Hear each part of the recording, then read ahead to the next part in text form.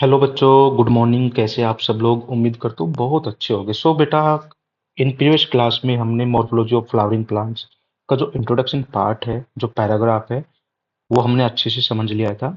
आज की इस वीडियो में हम डिस्कस करेंगे दी रूट। जो हमारा टॉपिक होगा, क्या होगा बेटा? रूट पर हम डिस्कस करेंगे।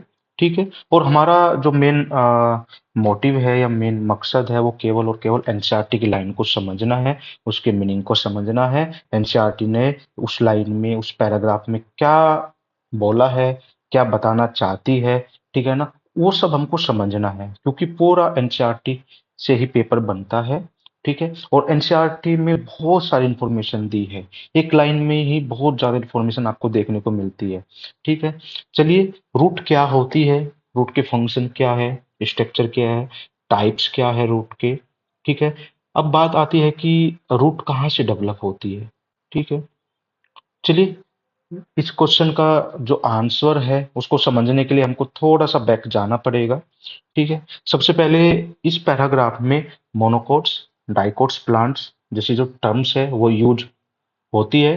हर लाइन में वो सब चीजें देखने को मिलेगी कहीं ना कहीं। तो उसका मीनिंग हम देख लेते हैं कि मोनोकोट्स प्लांट्स क्या होते हैं, डाइकोट्स प्लांट्स क्या होते हैं बेटा। ठीक है। देखिए, बहुत सारे क्राइटेरिया है जब हम क्लासिफाइड करते हैं दोनों को, दोनों ग्रुप को, मोनोकोट्स को एंड डाइकोट्स को। ठीक है ना। लेकिन हम यहाँ पर केवल एक क्राइटेरिया लेते हैं, वो बेस्ड ऑन सीड। सीड की जो स्ट्रक्चर है, उसका जो, उसके बेस पे जो हम क्लासिफाइड करेंगे। ठीक है। अगर हम बात करते हैं बेटा कि जो डाइकोट्स प्लांट्स होते हैं, ठीक है, जिनके सीड में दो कोटिलेडन्स होते हैं, यानी कि दो बीज पत्र। ठीक है। अगर हम बात करते हैं डाइकोट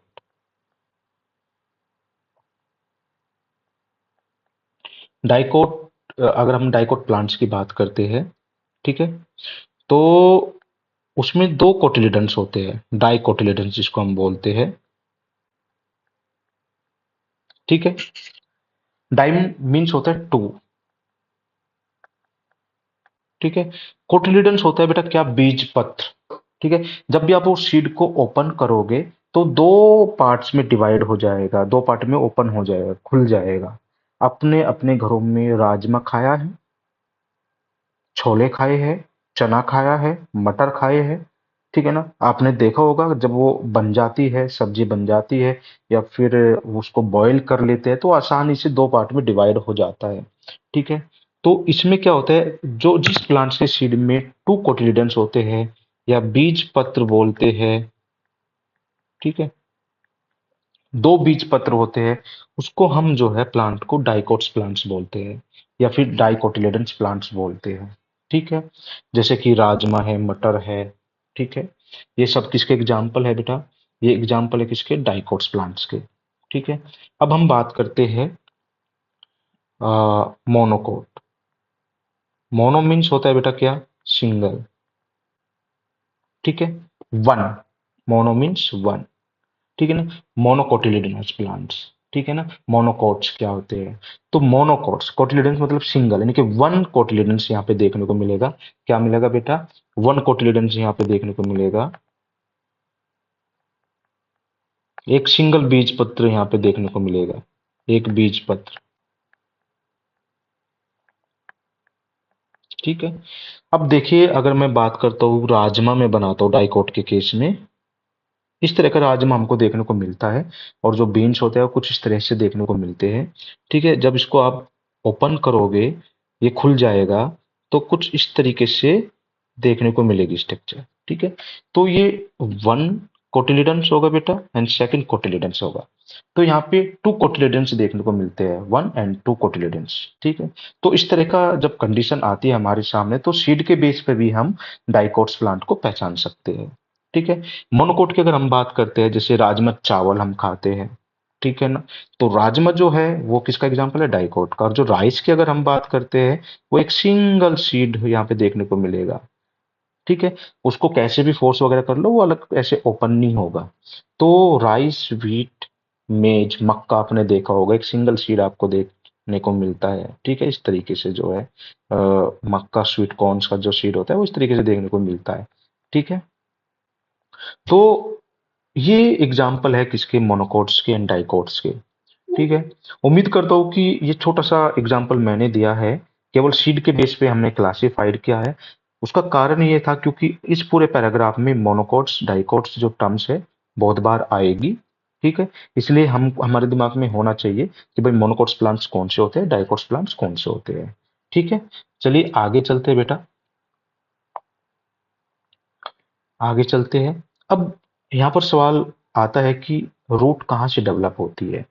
ठीक है, रूट कहाँ से डेवलप होती है। चलिए मैं एक ओपन राजमा, जो राजमा को खोलने वाली जो स्ट्रक्चर होती है वो मैं बना देता हूँ। ये मैंने बना दी है बेटा, ये सपोज राजमा है।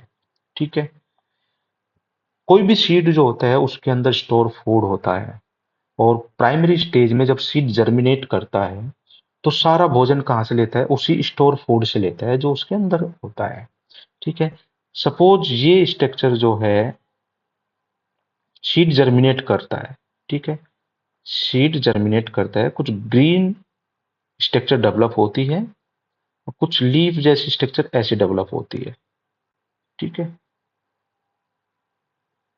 जब भी सीड जर्मिनेट करता है कुछ इस तरह का हमको चीजें देखने को मिलती है। ठीक है, अब जो नीचे का पोर्शन होता है, अगर आप सीड के अंदर आपको दिखाई दे रहा हो, जो नीचे का पोर्शन होता है इसको रेडिकल बोलते हैं। क्या बोलते हैं बेटा, इसको रेडिकल बोलते हैं। इसको क्या बोलते हैं, रेडिकल बोलते हैं, रेडिकल। ठीक है ना, रेडिकल से क्या डेवलप होगा, रूट डेवलप होगा। आप कभी नहीं भूलोगे, आर मीन्स आर। ठीक है ना, आर फॉर रेडिकल। ठीक है, आर मतलब रेडिकल, मतलब रूट कहाँ से डेवलप होती है, रेडिकल से डेवलप होती है। मतलब जमीन के नीचे का जो पोर्शन होगा, जो रूट डेवलप होगी, ठीक है, ये रूट डेवलप हो गई, तो ये पोर्शन सीड का कहाँ से डेवलप होती है, रूट किस पोर्शन से डेवलप होते हैं, तो रेडिकल से। याद रखना, R means R, R for radical. ठीक है, अगर हम जो जमीन से ऊपर की बात करते हैं, जो सोइल सरफेस होती है उससे ऊपर की बात करते हैं, उससे ऊपर की बात हम बात करते हैं सूट की। ठीक है, नीचे ये क्या था, रूट। रूट डेवलप हो गई, किस पोर्शन से डेवलप हो गई, रेडिकल से डेवलप हो गई बेटा।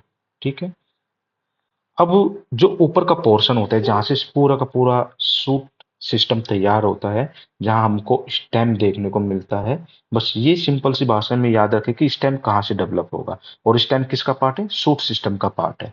तो स्टेम जो है ऊपर के पोर्शन से डेवलप होगा। ठीक है, उस पोर्शन को हम बोलते हैं प्लूम्यूल बोलते हैं बेटा, प्लूम्यूल। ठीक है, ये दोनों जो है बहुत बार स्टेटमेंट में दिया गया है, नीट के एग्जाम में आए हैं। ठीक है, कि जो रूट है वो सीड के कौन से पोर्शन से डेवलप होती है, वो रेडिकल से डेवलप होती है। अगर हम बात करते हैं प्लूम्यूल की, तो सूट सिस्टम के वो कहाँ से डेवलप होता है, प्लूम्यूल से डेवलप होता है। ठीक है, मैं यहाँ पे मेंशन कर देता हूँ, क्या, रूट कहाँ से बन रही है बेटा, रेडिकल से।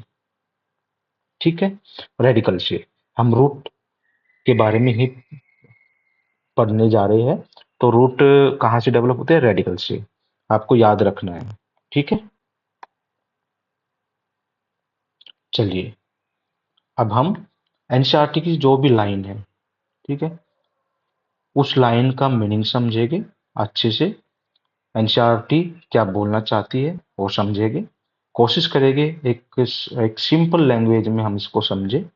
ठीक है, और मैं कुछ हिंदी की टर्म्स यूज भी करूंगा, उसका कारण है कि बहुत सारे बच्चे हिंदी मीडियम में भी होते हैं। ठीक है, चलिए बेटा हम देख लेते हैं पहला स्टेटमेंट या पहली लाइन की। अगर हम बात करते हैं, in majority of the dicotyledons plants, the direct elongation of the radical. अभी मैंने बात किया ना कि डाइकोट की अगर हम बात करते हैं, ठीक है, वो कहाँ से डेवलप होती है।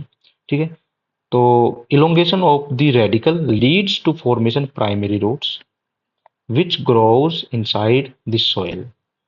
ठीक है, इसका मतलब क्या है, जो मैक्सिमम डाइकोट्स प्लांट्स है, ठीक है, उनका जो उनमें जो सीड जर्मिनेशन है के बाद जो रेडिकल सीधा बढ़ता है, ठीक है ना, उसमें जब सीड जर्मिनेशन होता है तो सीड जर्मिनेशन के बाद रेडिकल पोर्शन में ग्रोथ होती है और वो बढ़ता है। और उसी से जो है प्राइमरी रूट बनती है। मैंने अभी बताया था, क्या बताया था बेटा, कि जब सीड्स जर्मिनेशन होगा, ठीक है, तो सीड जर्मिनेशन में ये रेडिकल पोर्शन जो है ग्रो करेगा, ठीक है, इसमें ग्रोथ होगी, और यही आगे जाके जो है प्राइमरी रूट्स मतलब जो सबसे पहले बनने वाली रूट्स होती है, प्राइमरी रूट का फॉर्मेशन करेगा, ठीक है। और यह रूट जो है, जो ग्राउंडेड है, ठीक है ना, आगे जाके जब ग्राउंड में मतलब मिट्टी में जाती है तो आगे जाके जो है ग्रोथ करती है, ठीक है ना, और एंड डेवलप होती है अच्छे से। बाद में जो है प्राइमरी, सेकेंडरी, टर्सरी ऐसे रूट इसमें डेवलप हो जाती है ब्रांच की फॉर्म में, ठीक है बेटा। चलिए आगे इस लाइन में क्या बताया है, नेक्स्ट देखते हैं। It bears lateral roots of several orders that are referred to as a secondary tertiary roots, ठीक है। चलिए देखते हैं कैसे इसमें डायग्राम है, इसको देख लेते हैं। देखिए ये जो रूट बनी, ये प्राइमरी रूट थी बेटा, क्या थी, प्राइमरी रूट थी, ठीक है। मैं जो इसमें दिख रहा है प्राइमरी रूट है, और कहाँ से डेवलप हुई है, आपको डायग्राम में दिख रहा होगा, ठीक है ना। ये एक मस्टर्ड प्लांट है, तो ये प्राइमरी रूट है, ये क्या है, प्राइमरी रूट है। उसके बाद प्राइमरी रूट से जो भी रूट डेवलप हुई है, जो भी रूट्स बनी है, उसको क्या बोला, सेकेंडरी रूट बोला बेटा, ठीक है ना। ऐसी टर्सरी रूट भी डेवलप होती है, ठीक है। और ये पूरा एक सिस्टम तैयार करती है जिसको हम क्या बोलते हैं, रूट सिस्टम बोलते हैं, ठीक है। प्राइमरी रूट्स कहाँ से बनती है, रेडिकल पोर्शन से बनती है, और बाकी की रूट्स कहाँ से बनेगी, वो प्राइमरी रूट से ही डेवलप होगी, ओके। चलिए उन्हीं को जो नाम दिया गया है, क्या नाम दिया गया है, secondary roots and tertiary root. इस तरीके से जो भी रूट बनती जाएगी उनको नाम दिया जाएगा, ठीक है। चलिए आगे देखते क्या है, the primary roots and its branch constitute the taproot system as seen in the mustard plants, figure point 5.2a। जो प्लांट हम यहाँ पे जो है, जो भी हमने यहाँ पर ये जो स्ट्रक्चर देखी है, जो प्लांट का पूरा का पूरा एक प्लांट शो किया गया है, ठीक है, उसमें सारी चीजों को दिखाया गया है, रूट सिस्टम को दिखाया गया है, टैप रूट सिस्टम को दिखाया गया है, ठीक है। चलिए आगे इस लाइन में क्या बताया है, कि जो प्राइमरी रूट है या उसकी जो ब्रांच है वो मिलकर एक रो टैप रूट सिस्टम बनाती है। इसी सिस्टम में एक मुख्य रूट दिखाई देती है, जैसे मस्टर प्लांट में हमको देखने को मिलती है, ठीक है। ये पूरा का पूरा जो है एक रूट सिस्टम तैयार होता है, जिसमें primary root, secondary root, and अगर हम मैं यहाँ पे बना देता हूँ टर्सरी रूट, ठीक है। ये प्राइमरी, सेकेंडरी, टर्सरी रूट ये एक टैप रूट सिस्टम बनाती है। और टैप रूट रूट सिस्टम जो है ये एक करेक्टर होता है किसका, डाइकोट प्लांट का, ठीक है, उसके सीड का। चलिए आगे हम बात करते हैं, ठीक है बच्चे, आगे चलते हैं। In monocots plants, the primary root is the short-lived and is replaced by a large number of roots, ठीक है। अगर हम बात करते हैं मोनोकोट्स प्लांट्स में जो प्राइमरी रूट है, ठीक है ना, वो मैक्सिमम समय यानी कि ज्यादातर समय तक जीवित नहीं रहती, ठीक है ना। वो बहुत शॉर्ट लिव्ड होती है, बहुत कम समय तक रहती है, और वे फिर जो है डिफ्रेंशिएट हो जाती है, कन्वर्ट हो जाती है किसमें, एक अगर हम बात करते हैं एक ब्रांच फॉर्म में, ठीक है ना, जिसको हम फाइब्रस रूट भी बोलते हैं, लेकिन एक लार्ज नंबर ऑफ रूट्स में जो है ये कन्वर्ट हो जाती है। तो इसमें क्या बताया गया है इस लाइन में, प्राइमरी रूट ज्यादा समय तक जीवित नहीं रहती है, कुछ समय बाद उसकी जगह बहुत सारी जो रूट्स होती है वो डेवलप हो जाती है। चलिए आगे देखते हैं। These roots originate from the base of the stem and constitute the fibrous root system as seen in the wheat plant figure 5.2b, ठीक है। ये इसमें दिखाया गया है। ये जो डायग्राम है, आपने इसमें एक गुच्छा सा देखा होगा। जब भी आप चावल का, राइस का जो प्लांट उखाड़ोगे तो आपको वहां पर एक गुच्छा देखने को मिलेगा जड़ का। ठीक है ना। और यहाँ पर जो है फाइब्रस रूट सिस्टम बनता है। ठीक है ना। यहाँ पे टैप रूट सिस्टम नहीं बनता है। कारण उसका क्या है, क्योंकि प्राइमरी जो रूट होती है वो रिप्लेस हो जाती है। ठीक है ना। हम कह सकते हैं वो खत्म हो जाती है। ठीक है। और उसकी जगह जो है बहुत सारी जो एक numbers of branch, like numbers of roots develop हो जाती है। ठीक है। तो जो तैयार करती है, जो बनाती है, एक फाइब्रस रूट सिस्टम बनाती है। ठीक है। यहाँ पे दो स्टेटमेंट है। टैप रूट सिस्टम किसका कैरेक्टर एनसीईआरटी ने बताया है, वो किसका कैरेक्टर है, डाइकोट्स प्लांट्स का है। और अगर हम बात करते हैं फाइब्रस रूट किस में मिलती है, किसका कैरेक्टर्स है, किसकी प्रॉपर्टी है, तो ये मोनोकोट्स में मिलती है। ठीक है। तो जो ये लाइन हमने पढ़ी है, इसका मैं एक बार और आपको बता देता हूँ। नॉर्मली मैंने आपको बता दिया है। ठीक है ना। ये जो रूट्स होती है, ये स्टेम के बेस से निकलती है। ठीक है ना। बेस पोर्शन जो होता है स्टेम का, ठीक है ना, ये बेस पोर्शन होगा। और यहाँ से जो है बहुत सारी रूट्स निकल जाएगी। ठीक है। बहुत सारी रूट्स यहाँ पे यहाँ से डेवलप होगी। ठीक है। और ये सारी जो रूट्स होती है, ये मिलकर एक फाइबरस रूट सिस्टम बनाती है। और इसमें से कोई एक मुख्य रूट नहीं होती है, मतलब कोई भी मेन रूट नहीं होती है। इवन सभी रूट समान दिखाई देती है, जैसे व्हीट प्लांट। ठीक है ना। एक कोई भी मेन रूट नहीं होती है, जैसे in case of dicot plants, वहाँ पे जो प्राइमरी रूट होती है उसको मेन रूट माना गया है। ठीक है ना। लेकिन यहाँ पर जो है मेन रूट कोई नहीं होती है। सभी मिलके जो है एक ग्रुपिंग करती है, एक फाइब्रस सिस्टम को तैयार करती है। ठीक है। चलिए, कुछ प्लांट ऐसे हैं, एग्जाम्पल है। देखिए बायोलॉजी में क्या होता है कि एक्सेप्शन हर जगह देखने को मिलेगा। ठीक है। और अलग अलग बुक में भी अलग अलग लैंग्वेज में आपको देखने को मिल सकता है। ठीक है। चलिए, in some plants like grass, monstera, banyan tree, roots arise from parts of the plants other than the radicals are called adventitious roots। ठीक है। ये फिगर 5.2 सी में दिखाया गया है, इसमें दिखाया गया है। ठीक है। तो इस लाइन में ये बताया कि जो कुछ प्लांट्स है, जैसे ग्रास है, मॉन्स्टेरा है और बैनियान ट्री है, ठीक है ना, उनमें रूट रेडिकल से नहीं निकलती है, रेडिकल से नहीं बनती है, बल्कि प्लांट के किसी अन्य भाग जैसे स्टेम है, ब्रांच है, उनसे निकलती है। और ऐसी रूट को जो है एडवेंटिशियस रूट कहा जाता है, यह बोला जाता है। समझ गए। आप समझना कि कुछ रूट ऐसे होते हैं कि वो जरूरी नहीं कि वो रेडिकल से निकलती हो, वो स्टेम से डेवलप हो जाती है। ठीक है ना। वो किसी अलग अलग ब्रांच से डेवलप हो जाती है। ठीक है। जैसे कुछ एग्जाम्पल्स है, जैसे ग्रास है, मॉन्स्टेरा है, बैनियान ट्री है। ठीक है। तो इस तरह के जो एग्जाम्पल्स है वो रेडिकल से उनकी रूट नहीं बनती है। तो इस तरह की जो रूट्स डेवलप होती है, जो इस तरह का जो टाइप ऑफ रूट्स होती है, उनको क्या बोला जाता है, एडवेंटिशियस रूट। इनके अलग फंक्शन होते हैं। जो हम रूट्स देखते हैं जिससे पूरा प्लांट बनता है, ठीक है ना, उसके फंक्शन अलग होते हैं। लेकिन इन जो इस तरह की जो रूट्स होती है, जो एडवेंटिशियस रूट होती है, उनके फंक्शन अलग होते हैं। ये एक तरह का एडेप्टेशन होता है, जो इवोल्यूशन के टाइम पे तैयार होता है। ठीक है। जो अलग अलग फंक्शन के लिए तैयार होता है। ठीक है। इनके आगे मॉडिफिकेशन में हम पढ़ेंगे इसके बारे में। ठीक है। चलिए बेटा आगे देखते हैं। The main function of root system are absorption of water, water का एब्जॉर्प्शन करना होता है, minerals from the soil and providing a proper anchorage to the plant parts, storing the reserve food material and synthesis of plant growth regulators, जो hormones होते हैं, proteins होती है। ठीक है।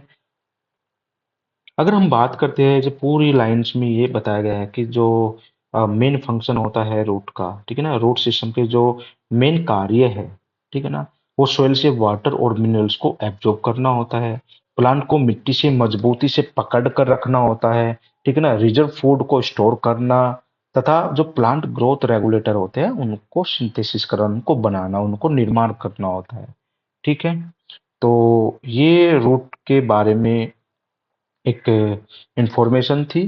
ठीक है, आगे हम डिस्कस करेंगे क्या, जो एक रूट है, ठीक है, रूट का जो रीजन्स है, जो पार्ट है, ठीक है, और उस पार्ट में किस तरह की सेल्स होती है, किस तरह की ग्रोथ होती है, कौन सा पार्ट कब डेवलप होता है, कौन सा किसके बाद डेवलप होता है, उसके बारे में हम डिस्कस करेंगे, ठीक है ना।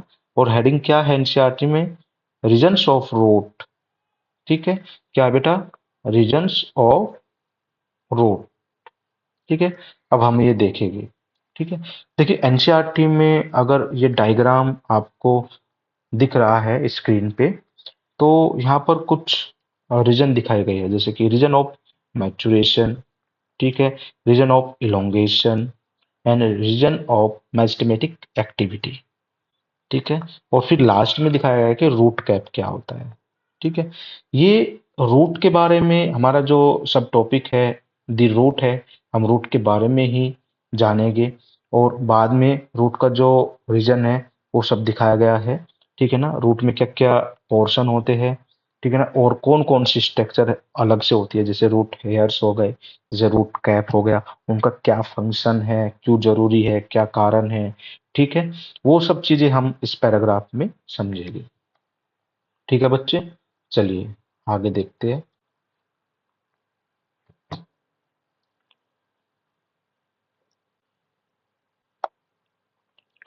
The root is covered at the apex by a thimble-like structure called root cap। देखिए थिम्बल लाइक, थिम्बल का मतलब होता है एक कैप जैसी स्ट्रक्चर, ठीक है ना। आपने देखा होगा जो टेलर्स होते हैं या दर्जी होते हैं जो कपड़ा सीलते हैं, वो अपनी एक उंगली पे जो है कुछ कपड़ा लगा लेते हैं, कुछ कैप लगा लेते हैं, ताकि जो सुई है सिलने वाली, वो एक एज ए प्रोटेक्शन, मतलब वो उनकी उंगली में ना घुसे। और जो कैप होता है, जो कपड़ा लगाया जाता है स्पेशल टाइप का, ठीक है ना, वो एज ए प्रोटेक्शन का काम करता है। तो आप जब रूट को देखोगे, यहाँ पे रूट कैप है बेटा, ठीक है ना, ये क्या है, ये रूट कैप है। आप देखोगे ये रूट कैप है, ठीक है, ये रूट कैप है। तो इस इसको ही थिम्बल लाइक स्ट्रक्चर बोला गया है, जिसको हम बोलते हैं रूट कैप, ठीक है। क्या बोलते हैं बेटा, रूट कैप बोलते हैं, ठीक है। सबसे जो एपेक्स पे होता है, ठीक है ना, रूट को जब हम देखेंगे उसके जो टॉप पोर्शन पे होता है, ठीक है, जहां रूट ग्रो करती जाती है, और जो ग्रोइंग फेज होता है, ठीक है ना, जो सबसे आगे का फेज होता है, जो एकदम न्यू फेज होता है, सॉरी न्यू पोर्शन होता है, ठीक है, जो न्यू पोर्शन होता है उस पोर्शन पे एक कैप जैसी स्ट्रक्चर होती है, जिसको हम थिम्बल लाइक स्ट्रक्चर बोलते हैं। एक टोपी जैसी होती है, ठीक है, जो एक रूट को जो है आग से ढक कर रखती है, उसको प्रोटेक्ट करती है, ठीक है। चलिए आगे देखते हैं।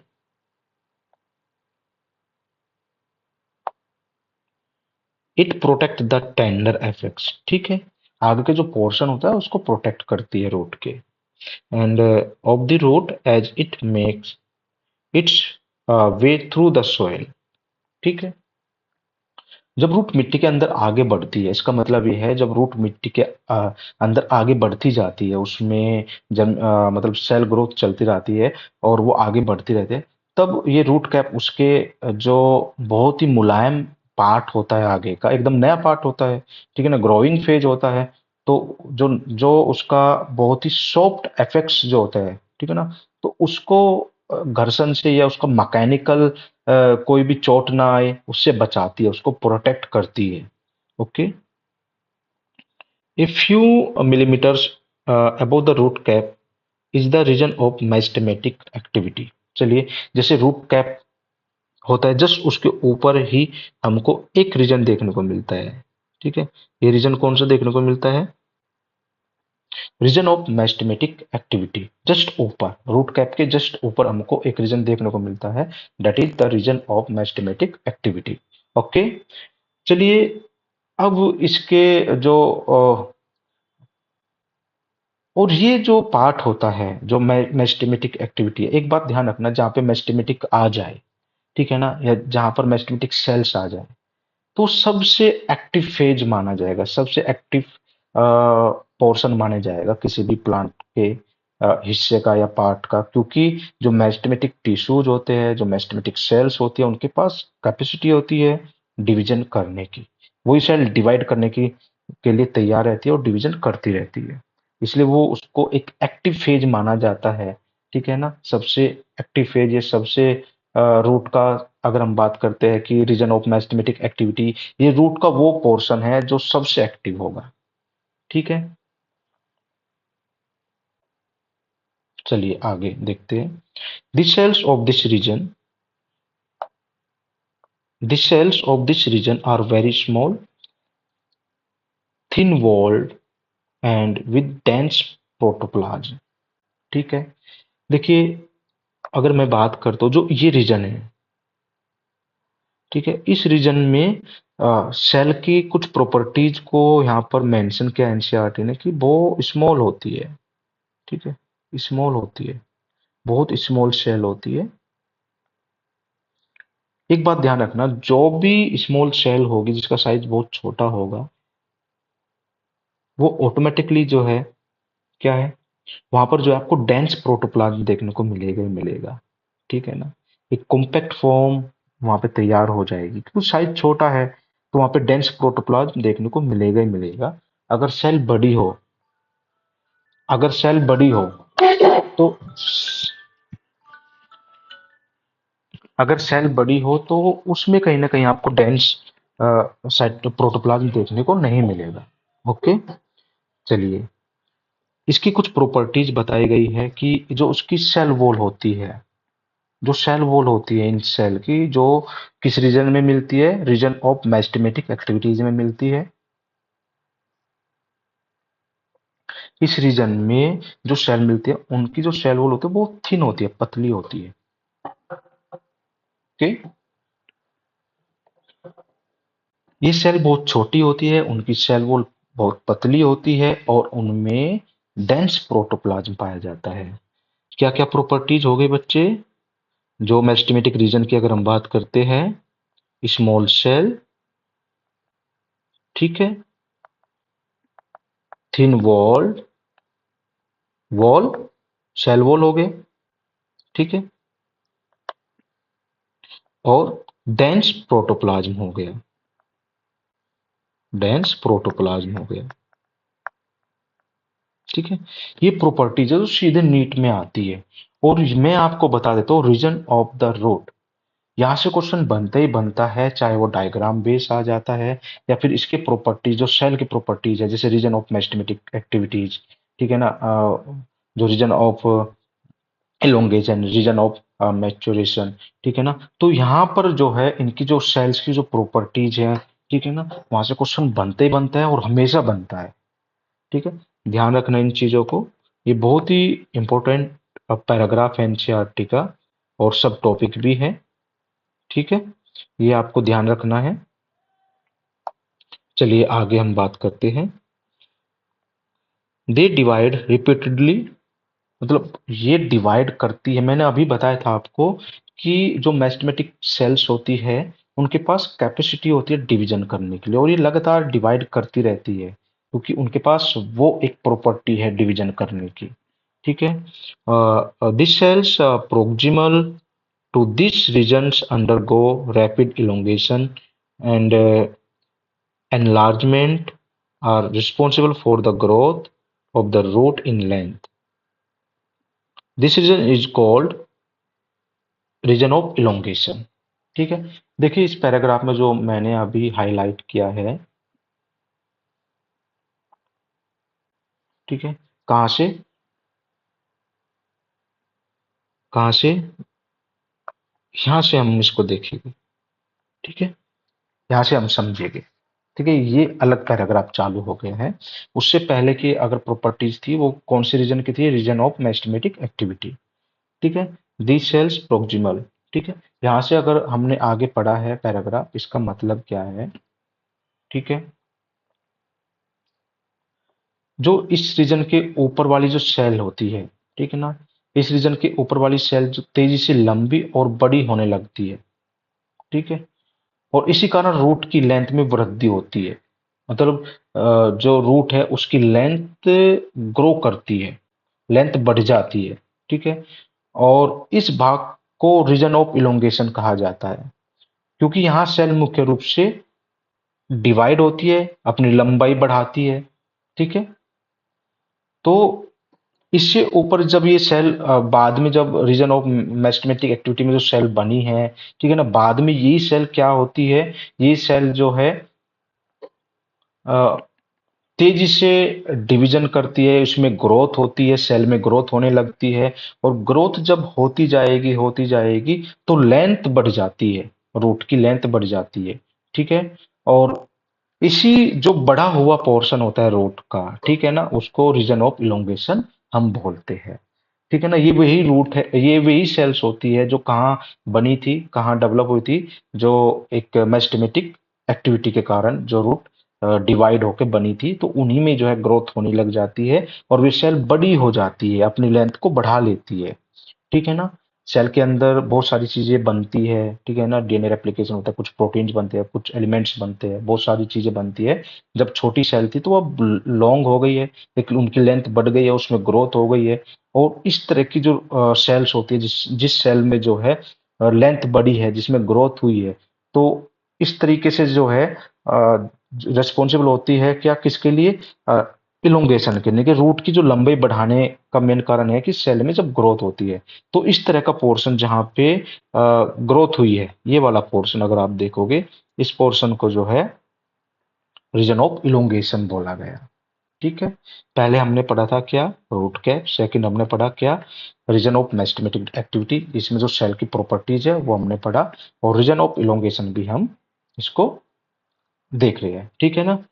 तो आगे देखते हैं बेटा क्या है, the cells of the elongation zone are gradually differentiate and mature, ठीक है। तो ये बाद में क्या होता है, ये सेल बाद में जो है इलोंगेशन इसमें होता रहता है, और बाद में जो है ये धीरे धीरे जो है डिफरेंशिएट हो जाती है।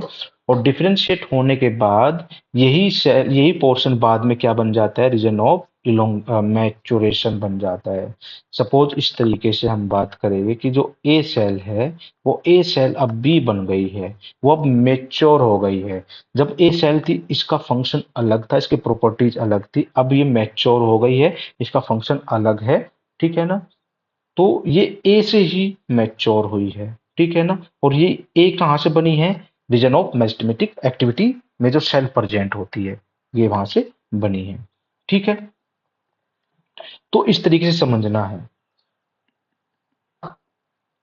ठीक है, कि जो इलोंगेशन जोन की जो सेल्स धीरे धीरे विशेष कार्यों के लिए डिफरेंशिएट हो जाती है, एक डिफरेंट स्पेशल फंक्शन के लिए डिफरेंशिएट हो जाती है, और बाद में वो मैच्योर बन जाती है।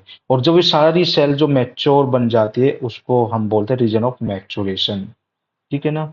ऊपर का जो भाग होता है उसी को हम बोलते हैं रीजन ऑफ मैच्योरेशन, क्योंकि जो सेल्स होती है वो कंप्लीटली मैच्योर हो जाती है, उनका फंक्शन अलग हो जाता है। वो अब जो है रीजन, अगर हम कंपैरिजन करें बी सेल का, ये बी सेल जो अब मैच्योर हो गई है किससे, ए सेल से, तो इनकी प्रॉपर्टीज अलग देखने को मिलेगी, फंक्शन अलग देखने को मिलेगा, और इनकी प्रॉपर्टीज अलग देखने को मिलेगी और फंक्शन अलग देखने को मिलेगा, ठीक है। आई होप आपको ये समझ में आ गया होगा।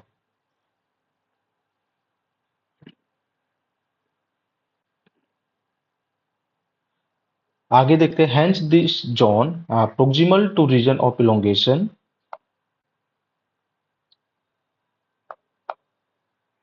hence this zone proximal to region of elongation is called the region of maturation, ठीक है।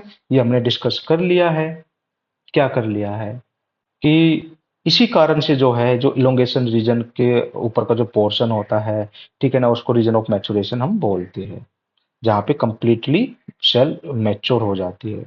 इसी रीजन की अगर हम बात करते हैं, from this region some of the epidermal cell form very fine and delicate thread like structure called the root hairs, ठीक है। This root hairs absorb water and mineral from the soil.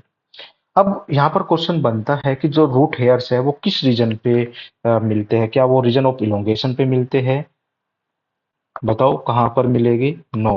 क्या वो रीजन ऑफ मेरिस्टेमेटिक एक्टिविटी पे develop होते हैं? No. वो कहाँ बनते हैं? वो बनते हैं reason of maturation.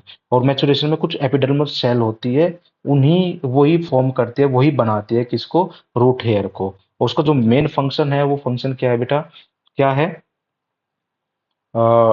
Absorb of water, water को एब्जॉर्ब करना, और सोयल से जो है मिनरल को भी एब्जॉर्ब करना होता है। ठीक है।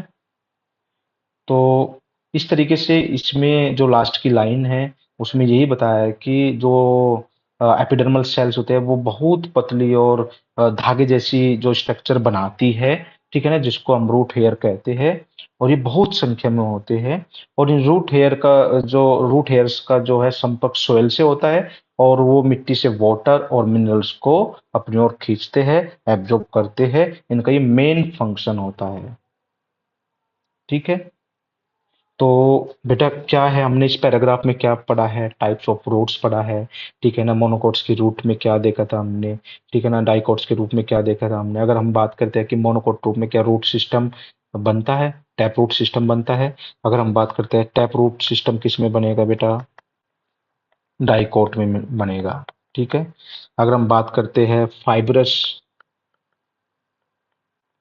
फाइब्रस रूट सिस्टम कहाँ बनेगा बच्चों? वो मोनोकोट में मिलेगा। ठीक है ना। एग्जाम्पल जैसे यहाँ पे मस्टर्ड का ले लेते हैं, बीन का ले लेते हैं, ठीक है ना। अगर हम यहाँ बात करते हैं मोनोकोट्स में, तो राइस है, मेज है, व्हीट है। ठीक है। तो आज के लेक्चर में इतना ही। तो इस लेक्चर में हमने क्या कवर किया है? दी रूट कवर किया है, रूट की प्रॉपर्टीज, टाइप्स, ठीक है ना। और रीजन्स ऑफ रूट को हमने देखा है। देखिए बहुत इंपॉर्टेंट है, यहाँ से क्वेश्चन बन जाता है मॉर्फोलॉजी से, और यहाँ से क्वेश्चन रूट से आते ही आता है। ठीक है बेटा। Okay, thank you so much. आप वीडियो को अच्छे से देखिए, कमेंट कीजिए, और जो भी टॉपिक को, जो भी आपको एनसीईआरटी के जिस भी टॉपिक को आपको समझना है, एनसीईआरटी की लाइंस को समझना है, वो कमेंट में बताइए। ठीक है। Okay, thank you, bye.